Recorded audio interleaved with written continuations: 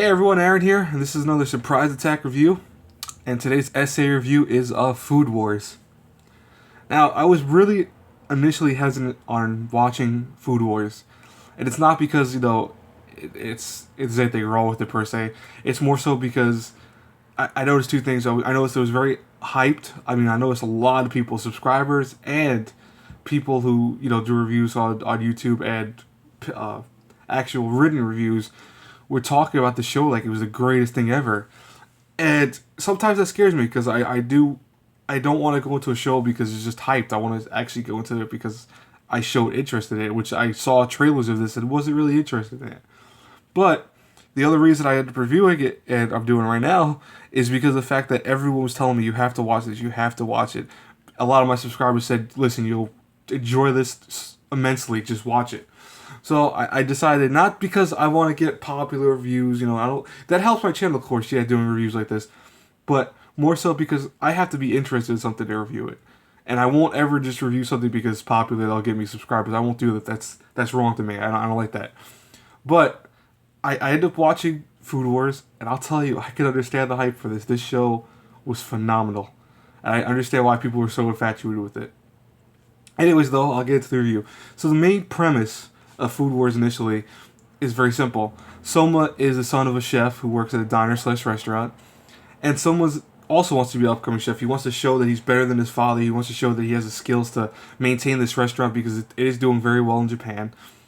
And he wants to show that, hey, I can be better than you and I can take this place over when you decide to leave or pass away, etc.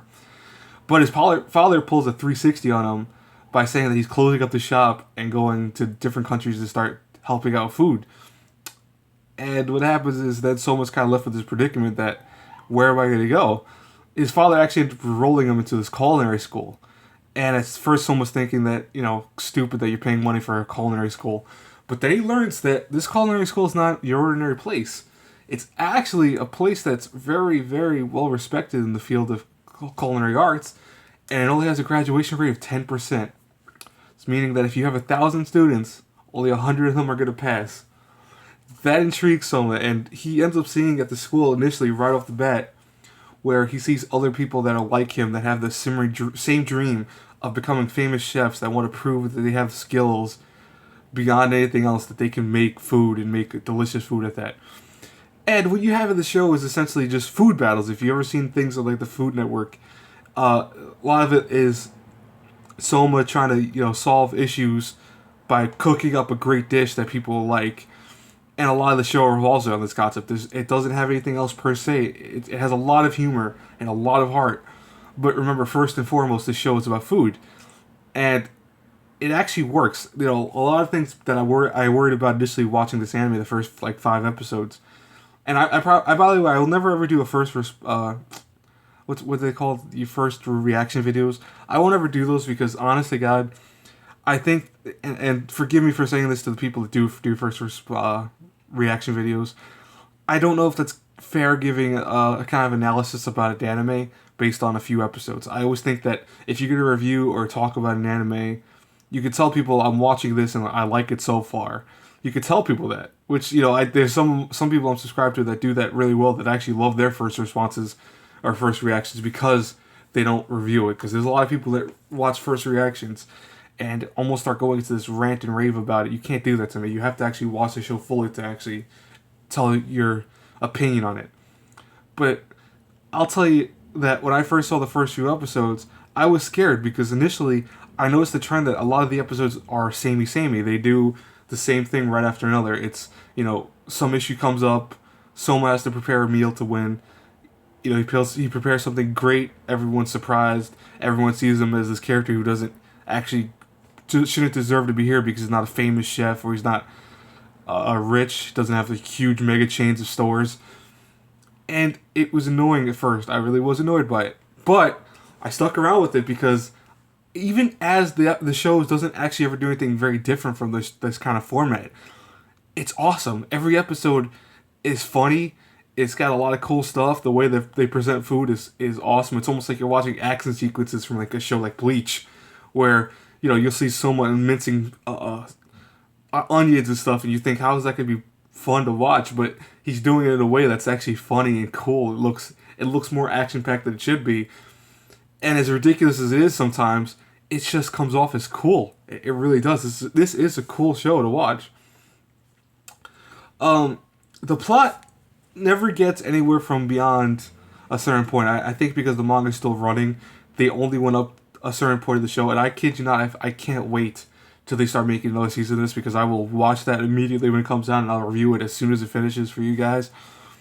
But I can't wait, because honestly, this show was so cool. I don't want to spoil anything, because a lot of the episodes, as typical as they are, do have some greater meaning to them at one point or another, and kind of talking about them kind of would spoil it. But I'll give you an example. For example, Soma's one of the characters that he won't lose at all. The show, it seems like he doesn't lose per se, but at the same time, because he's a chef, and because I can understand the concept of chefs, that when he doesn't do the perfection of what he's actually trying, for example, if he doesn't make the perfect dish, or if he doesn't do this perfectly, he ends up feeling like he lost, even if he won that particular round or a particular duel. And that comes especially later, where you see him actually end up winning in a draw, and he slams his fist on the wall because he realizes, hey, this was a draw. This wasn't me winning.